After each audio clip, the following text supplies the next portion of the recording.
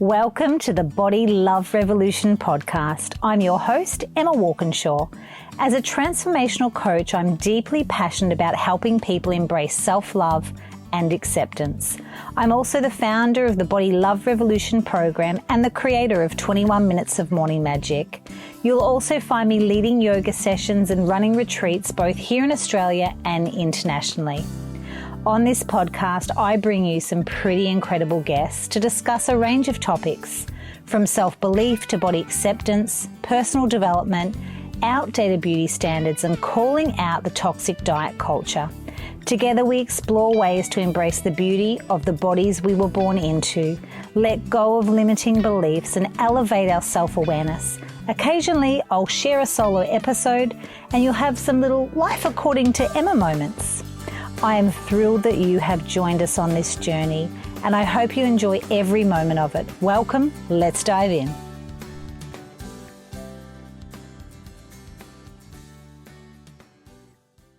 Hello, everybody. Welcome to the Body Love Revolution podcast. Today, I have my dear friend, Emma Gilmour, with me, and we are going to talk about all things fun today. So, Em, can you please introduce yourself? I certainly can. Thank you so much, Emma, for having me on your wonderful Body Love podcast. I so appreciate being invited to be here today with you, especially on such a wonderful day to talk about such a great subject, fun, and how we find fun, and why sometimes it's so hard to tell people what we do for fun as a woman. But my name is Emma. As Emma said, my business is called Hope Rising Coaching. I work with women in midlife who are wanting to find their groove without booze.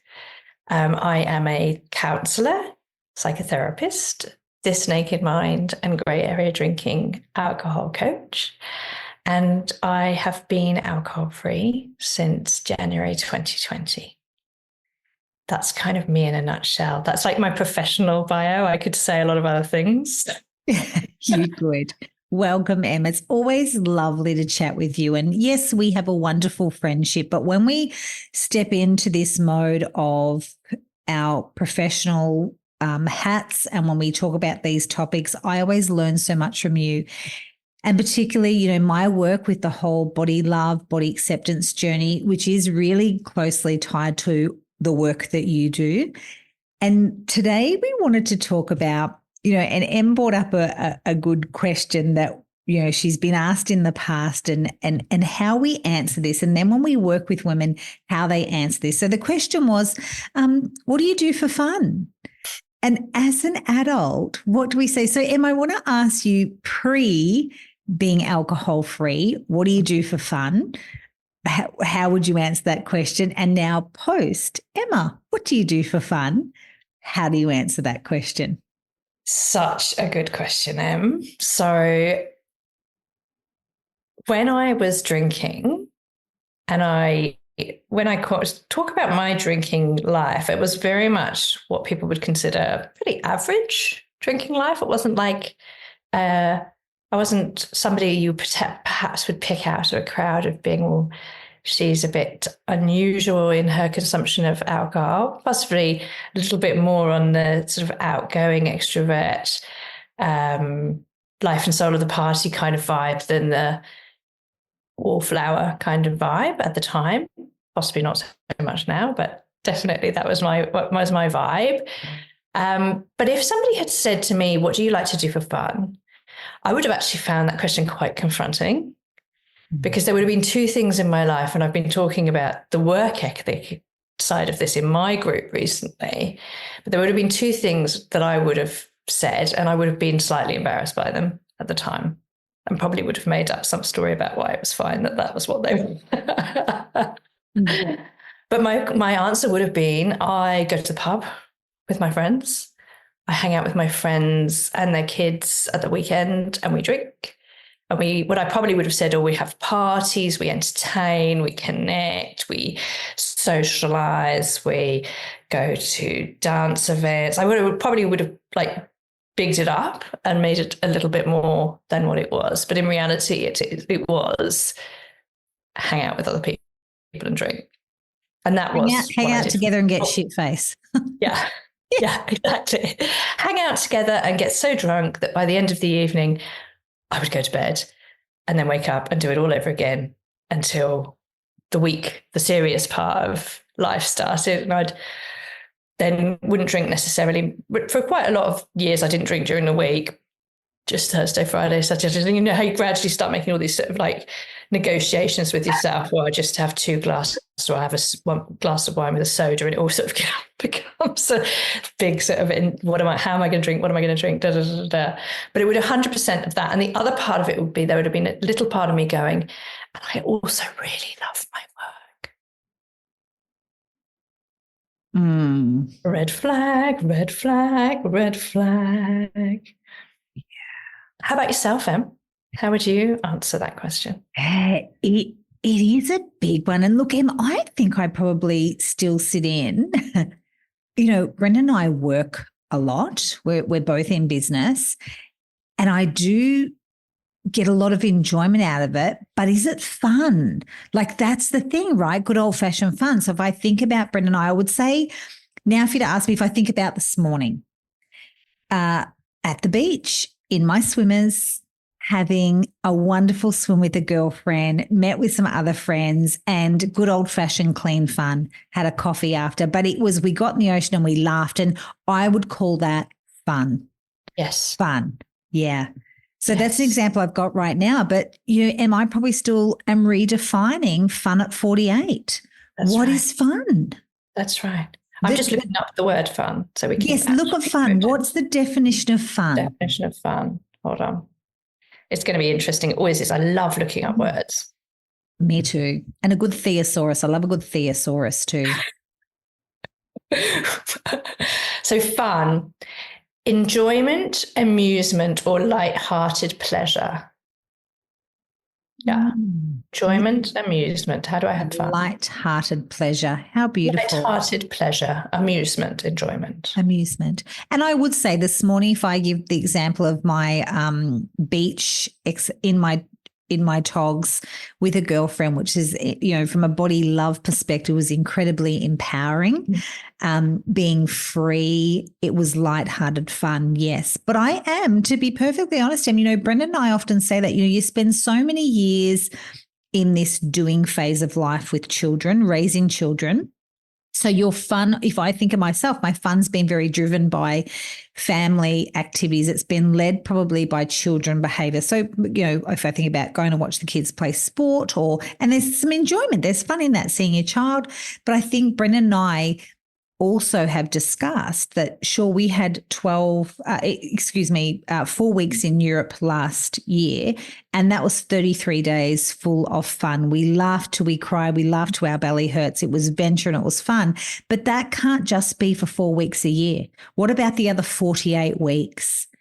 And this is where I believe part of our work is to redefine fun without alcohol or without any, I guess, false economy. It's almost like a false economy, isn't it?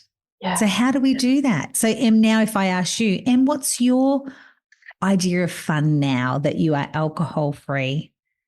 So I have a whole heap of things that I love, and it kind of waxes and wanes depending on what my energy levels are like and stuff at the time. But I would say probably one of my favorite things at the moment is going snorkeling. Oh. So I go snorkeling with a group of girlfriends from my swimming group once a month, and we go to different places in Victoria, and it's just so lovely. It's just a beautiful way to spend a morning. We've got our little snorkels, our goggles, our flippers, and we go and look at beautiful rays, and we have a little partner. You go with your partner and you spot things and you look after each other. It's a lovely, like, making sure no one gets, you know, if someone's tired, then we take them in, and, you know, it's just like a beautiful community. And then afterwards we sit and have a coffee and we talk about what we saw, and we share in a little WhatsApp group that we try and identify the fishes and the rays, and it's just, I just, like, that sigh that I made just then, which I'm sure you heard, is like how it makes my body feel. It feels so grounding and replenishing and rejuvenating and like being in another world. And that feeling of the waves and the seaweed, when you're just like bobbing along. Like the breath. That's probably like, I was just thinking of that song, Bobbing Along on the Beautiful Briny Sea. Is that Bedknobs and Broomsticks? I think so. Anyway, I digress. But that would probably be my most favorite thing right now. I really love ecstatic dance, which we talked about, which is a type of dancing that you do where you nobody talks. It's alcohol-free and drug-free. It's beautiful music, and it starts off like gentle music, and it builds up into kind of quite exciting music, and then it kind of like brings you back down again. And it's very much like a judgment-free space. People can move however they want. It's like no touching, no talking, no mobiles. So there's no like, I'm dancing on Instagram. It's very much about the experience of being there. And you start off and you kind of go into the room, and there's all these random strangers that some of them because you've been to the thing with them a few times. And you start off and it's all a bit self-conscious. And the first few times you go, you're obviously like, oh, this is weird. And then once you get used to it, it's just like, it's so therapeutic and such an amazing way, because we process, as you well know, Em, from your work, we process our experience, our emotions, our everyday troubles through moving our body. So when an animal experiences something scary or frightening, or they shake themselves off, right? Don't they? They shake themselves off and they dispel whatever it was that they experienced into the ground. And then they go on and live their life.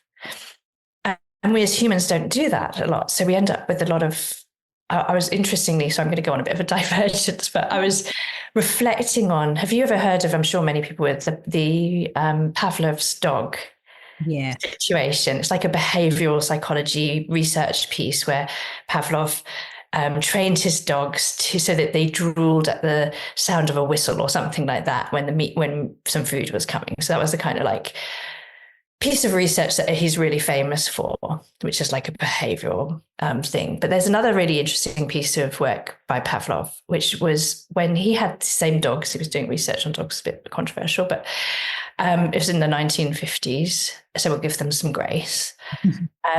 But the place where he was keeping his dogs got flooded. And the dogs were in cages and they couldn't get out. And so he recorded their stress levels, and the stress level from being trapped and not being able to get out of an environment that felt scary was really, really high. And they recorded that in the body, so the body of the dogs. And until quite recently, when we termed stress and trauma and those kind of things as psychological, they were previously known as, and what we are now coming to know more and more about, is that they are actually physiological, that we hold them in our body. We hold our experience in our body. And acts like movement, like swimming, like grounding, like enable us to shake off, to dispel, to leave, so we don't have to keep holding this stuff all the time. And that, for me, is what ecstatic dance does. It enables us to shake it off. It's a bit like a Taylor Swift kind of analogy. Yeah, totally. So that's a few of my things. How about yourself, Em? And, when you were talking about that, I do get a lot of enjoyment out of the dogs. When you said the dogs, like our furry friends give a lot of pure, beautiful, joyful fun, don't they? So I think the dogs, we walk the dogs a lot, and just observing them in their that just brings such a smile to my face. And I've always had one dog, Banjo, for 13 years, but I've taken on my brother's 2 dogs. So now I have 3 dogs, which is a lot. But the love has tripled, which is just divine. So that has been very joyful observing that. And I think, you're absolutely right, Em, when we say that if I think about even my body love journey and body acceptance journey, I've looked at pre-Emma, like before becoming a yoga teacher in 2018, I always looked at movement as a box ticking exercise, because very much in the diet culture and very much in the world of beauty standards, where it says that you must move, you must do your cardio, you must move. So it was always a box ticking. Whereas since becoming a yoga practitioner and growing as a person, and, you know, calling out this absurdness in the beauty industry, I've really, or, you know, the wellness industry, I really now know that my movement is for my well-being, my mental well-being. So movement. So it's really taken the pressure off my body, for one, flogging myself and thinking that I need to be whatever I've told myself, and coming more back to an intuitive flow and knowing when I need to move emotion. And for me, you know, walking's a big one for me. Me too. But walking for my mind, walking for my soul. Or, you know, going to the beach, it's not because I'm trying to tick a box, which old Emma did. Same. And there was not a lot of enjoyment in that, because this is actually not, you need to just, it's a to-do list. Yes. Yeah. Yeah. So shifting to more that playful side and thinking of the benefits and the nourishment, and an intuitive thing too, because sometimes I do feel like a faster yoga practice, or I do feel like and then other days I don't. Yeah. Yeah. Sometimes I feel like swimming. I'm trying to think of the right front crawl, but it's like, what do you call it? Freestyle. Yes. But most of the time, I'm honest, I prefer the breaststroke. Yes. It's okay. Either's fine. Either's fine. Yeah. So this is this fun piece that I feel when you get adulting and things feel heavy and life feels a lot, we have totally forgotten how to have fun. Even I struggled then, you know, Em, I had to take a little bit to think about the things that I do for enjoyment. It feels like, and I'll speak for myself, it feels like I've potentially put fun a little bit on the back burner. Yeah. Yeah. And it's been about doing, and not being. And then to release the pressure valve, alcohol has at times been a choice to release the pressure valve. Absolutely. But what that does is stops connection. And then the next day you don't feel like getting up and doing the wonderful soul nourishing things, whether it be a bushwalk or down the beach or whatever, because we've really messed that is not, the pressure valve was not actually released. No, absolutely. Absolutely. It's so interesting, isn't it? I'm sure, I can't remember who it was. I think it was Brené Brown or someone like that who wrote about fun. In fact, I've got her book next to me. I should have a look in a minute. Wrote about fun. And I think the way that she defines fun is something around, it's like, it's something you do without an outcome in mind.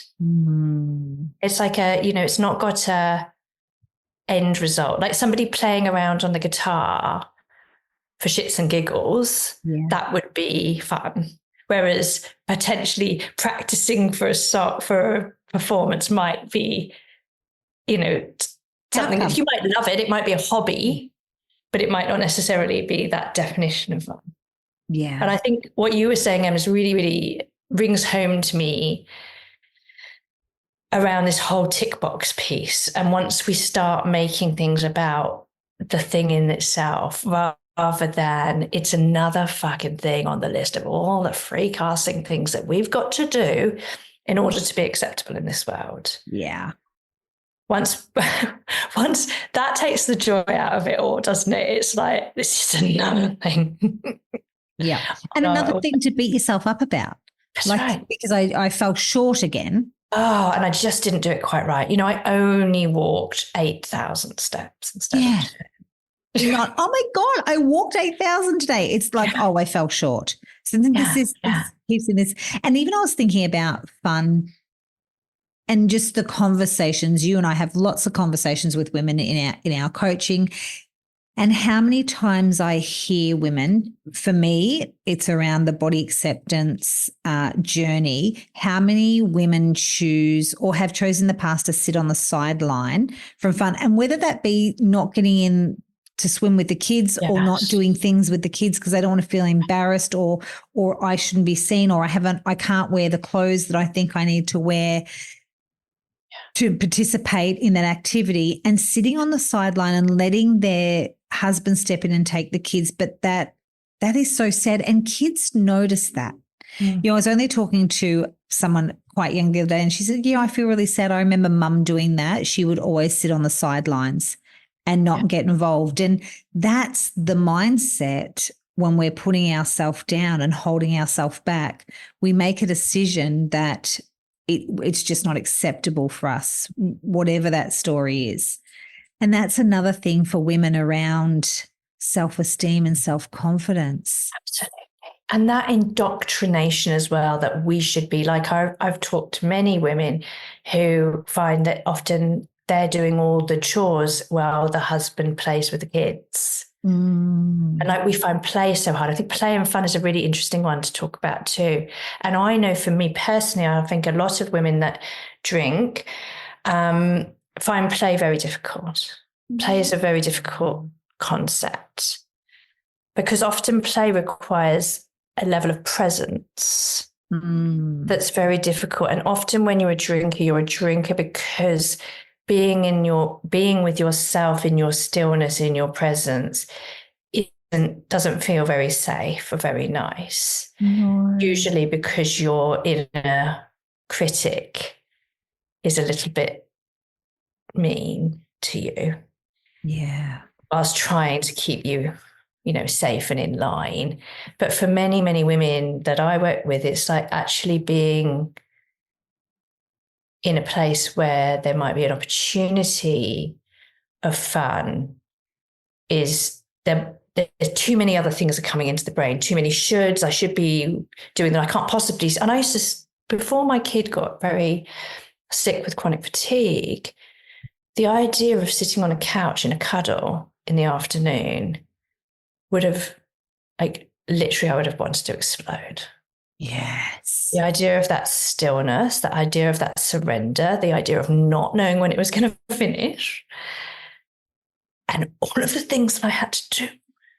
Because that's the other thing, isn't it? Is that for women, we've just been so indoctrinated into these old puritanical kind of conversations around rest and play and laziness and I don't have time to play. It must be lovely to be able to play like you do. There's all that kind of bullshit. It is. And even, Emma, I was thinking then how people will poo-hoo if someone, I've been in a circle where someone exactly has made that comment when someone said, I just read this book, and someone went, you have time to read a book. Almost like putting this other person down. I was like, ooh, but it is interesting because someone can't be present. And like you say, that's when that inner critic is so loud that it's really hard to be present and be with yourself and slow down and take those opportunities of cuddle, because the inner critic is telling you you've got to get this done, get dinner on, get this time. It's running this nervous system, running this pattern that keeps us frazzled and fried. Yeah. And there's no room for fun or play. That is not on the schedule, people. That cannot happen. Yeah, no way. No way. What would that mean about me if I had enough time? Yes. What would that mean about me if I actually had enough time? Or even the word, fun, play, spontaneity, being spontaneous.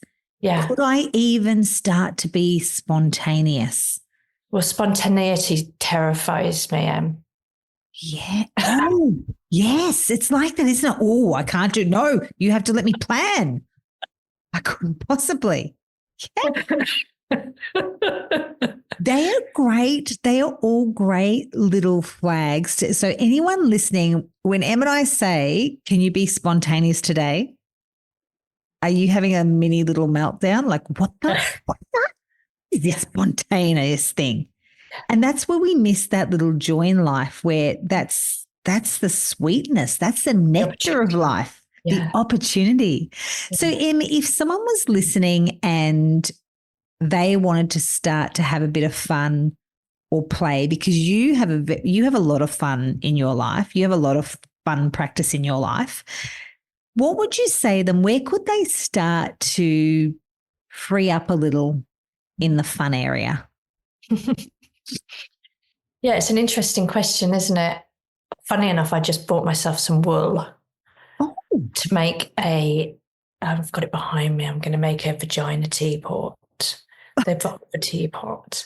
A vagina teapot Vagina cozy. teapot cozy, yeah. So because I've got one on my picture on my I on my love that podcast. So I was like, I feel like I need to do this.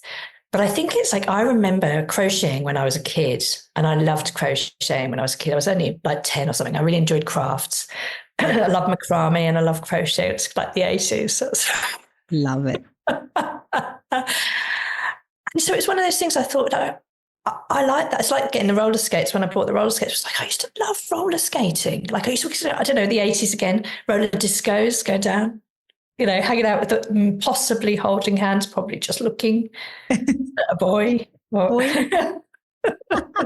That's right. You roller skate. That's another fun thing Em does. She's got a pair of roller skates, people. I bought myself a pair of roller skates because I went and it was just so much fun and I'd forgotten. And I think that for me would be the first step. And this is what I always say to people who've stopped drinking, because often when you stop drinking, it's like these vast amounts of time. That's what everyone's like, oh my God, what am I going to do with those vast amounts of time? And the problem that we have generally is that we don't like being with ourselves. No. Being with ourselves is very scary. And so vast amounts of time. And my suggestion wouldn't be fill it all up. I think that defeats the purpose, that it becomes another, right, I've got to be busy. I've got to do all this stuff. I've got to, but it's the same thing, isn't it? It's almost like you're replacing alcohol. You're replacing whatever it is that you use as your coping mechanism with another thing to stop you from actually being with yourself. And I think for me, the first step would be to look at what you used to love when you were a kid. So I used to love swimming when I was a kid. Started not to enjoy it so much as an adult. But like, oh, why would I go swimming? I'm like, how could you not want to go swimming? Swimming was the best fun, right? When you're little and you're doing roly-polies and you're doing your handstands and you're like, who can stay up for the longest and who can swim up and down? Yeah. Best. Same with roller skating. And that's why I brought the vagina, I should call it vulva, tea cozy thing, because I was like, I used to love crocheting. I've wanted one of these for ages. It doesn't look that hard. Let's give this a go. So I think for me, that would be what, if I was going to say, what was the best thing to do, is I'd have a look at what you used to love when you were a kid and pick one of those and have a little go of it and see what you think. How about you, Em? What would you do? Yeah, I love that. Yes. And then remind yourself how free you were, that sense of freedom, and act like you don't have any responsibility. Because I think that inner critic just comes in with that responsibility. Be responsible. You've got things to do. It has a false sense of time and space and reality. Yes. That we tell ourselves. And I think that, I've heard you, Em, talk about this, and I haven't heard this, but I know you've talked about this, that a lot of people will say, when I'm bored, I drink. Yes. So can I actually just allow myself to be bored? Yeah. Yeah. And what am I making being bored mean about me? Yeah. Because that's the interesting, because often we've been told, haven't we, as children, don't say you're bored. I'll give you something to be bored about. Or, yes. You weren't allowed. It was sort of frowned upon. Oh, you must be lazy. It was very much like you're lazy if you're bored. Or the saying, only boring people get bored. Yeah, only boring people get bored. Yeah, really judgy, right? Yes. Whereas boredom is a good sign. And if we think about the creativity. That's exactly it. Creativity, or if the inner critic, the voice of judgment, is always in the driver's seat. Yeah. You need some space to allow voice of wisdom to come in, the opposite of voice of judgment, which is creative and light. But sometimes if we're always feeling, we need to have a break in the traffic, the mind, to actually allow the creativity to drop in. And a lot of things like, you're describing are quite creative. And that's the other thing that I hear women that I work with, because it's one of the first questions I ask in my Embody Love program, the Body Love Revolution program, is, do you think you're creative? And the amount of women that say, no, I'm not creative.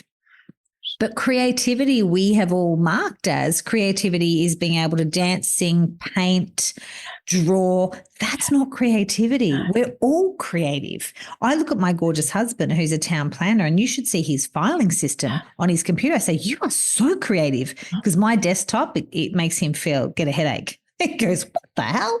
But whereas him, he has his system, but that's creativity. I couldn't even create that filing system in my mind, but we all have this different expression of creativity. And that's where the fun and the play comes in, is allowing yourself this pure indulgence of playing and fun and creativity, and coming back home and going, what actually do I like? What lights me up? That's it. But that's it. That's sitting on the couch and having cuddles with a child when they need you can be a little bit of space to allow those things to come in. It's that choice, isn't it? Am I going to be present with this, or am I going to be in resistance to it? You know, if I'm going to be in resistance to it, I'm going to bring all that energy, and then I'm going to want to escape that energy because that energy is friction, right? And but if you... And it takes a lot of energy to stay in that resistance. That's a lot of life force and a lot of battery power resisting what is instead of leaning into and flowing with. That's exactly it. I love that. That's exactly it. That's, to me, that's kind of like the life message that I wish I'd learned. Yeah. But I'm still learning. Still learning. And it is a practice because that old patterning comes in, not doing enough, do this, do that. You know, it's this should. Diet culture. Then all of a sudden you're like, oh, I better go back on a diet. This is really not acceptable. Diet is really not acceptable. I've got to tell you a funny story, actually. You'll love this. This might... So I was out with Victoria Vanstone, who's a friend of mine. She's just published a book called 1,000 Wasted Sundays. Amazing lady. And I was out with her and I was wearing my jumpsuit. And she was like, you look amazing. You look so good. And after we looked at the photographs, I was like, oh gosh, I'm going to sort of try and edit myself out because I was like taking up so much space in the photograph. And she said to me afterwards, she said, what are you talking about? You looked amazing. I'm literally buying that jumpsuit because it was the best thing I've ever seen. And I just thought, there we go. Diet culture, body dysmorphia, all of the bullshit. I've got to make myself smaller. I've got to cut myself in half, you know? Oh, and that's when you go, really, that old chestnut, all the work I've done, and it's snuck in again when you've seen a photo. Yeah. Crazy. Work in progress, but it's a practice, like you say. It's a practice.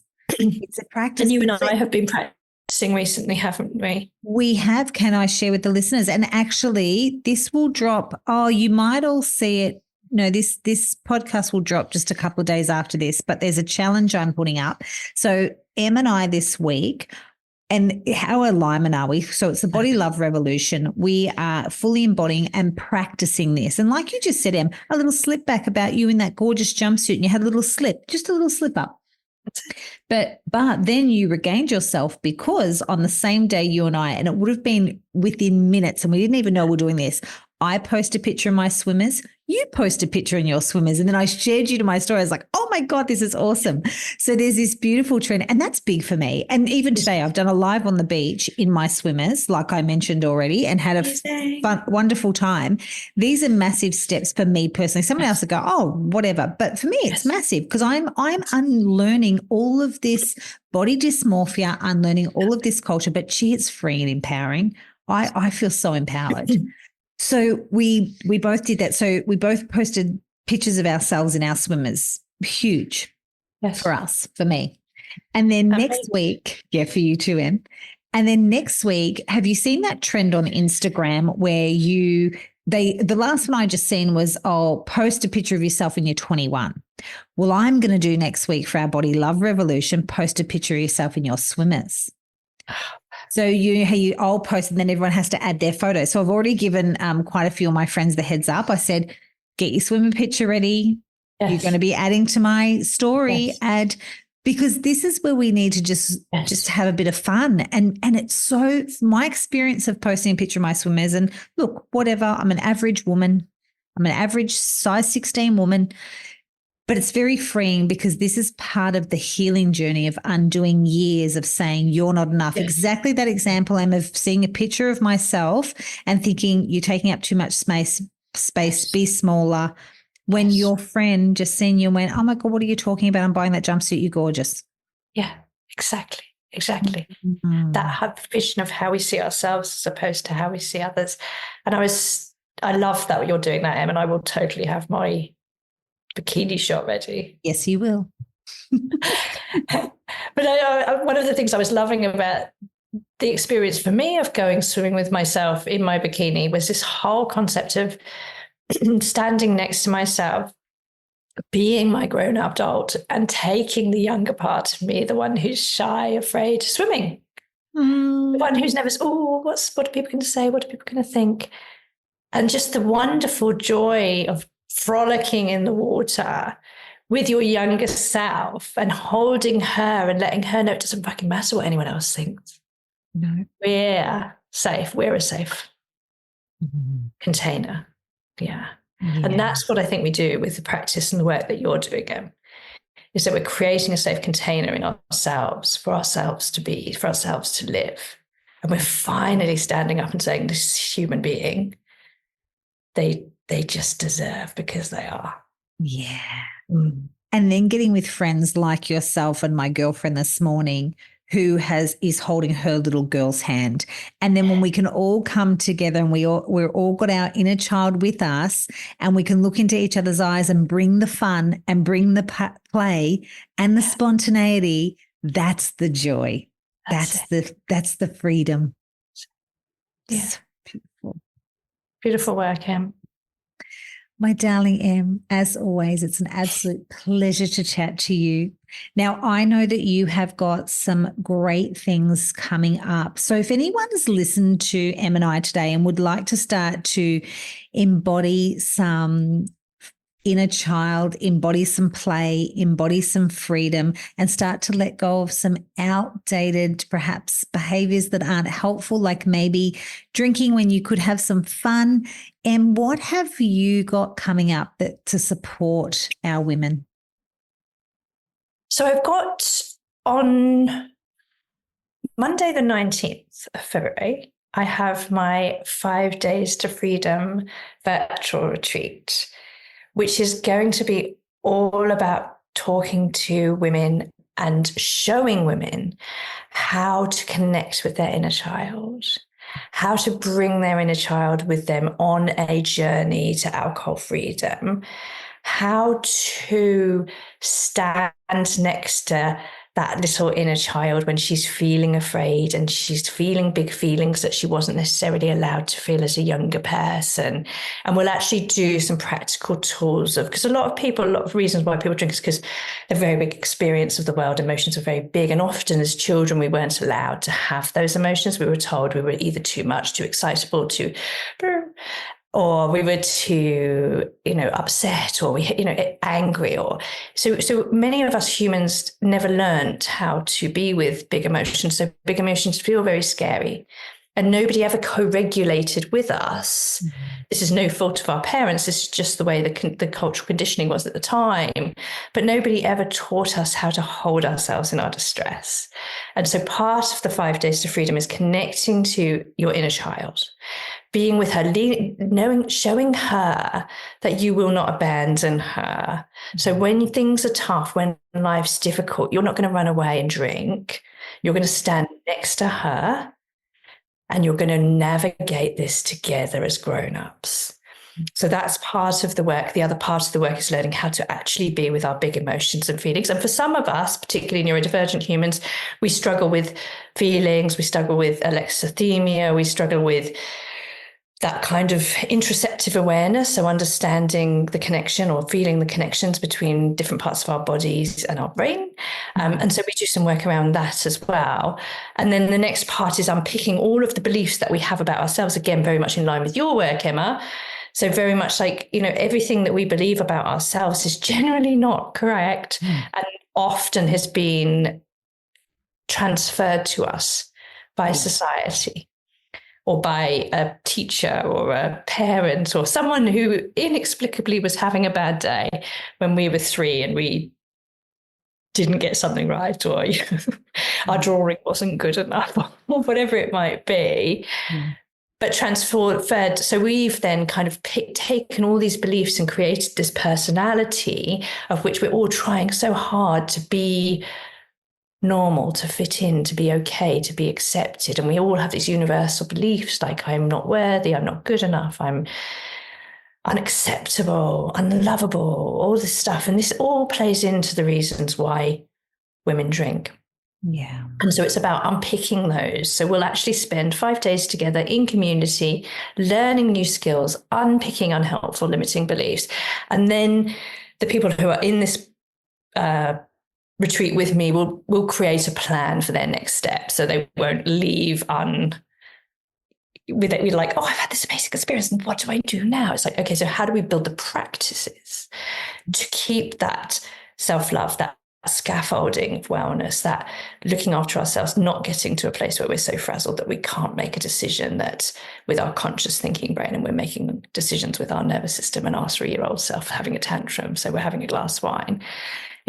That is what the virtual retreat is. And that's really probably the big thing that I've got coming up at the moment. So I would very much recommend that would be a good place to start. And if not, my website is always a great place to find anything that's going on there. My website is hoperisingcoaching.com. And then also my Instagram is hoperisingcoaching. Beautiful. And I will put that in the show notes so people can click away and find you, Em.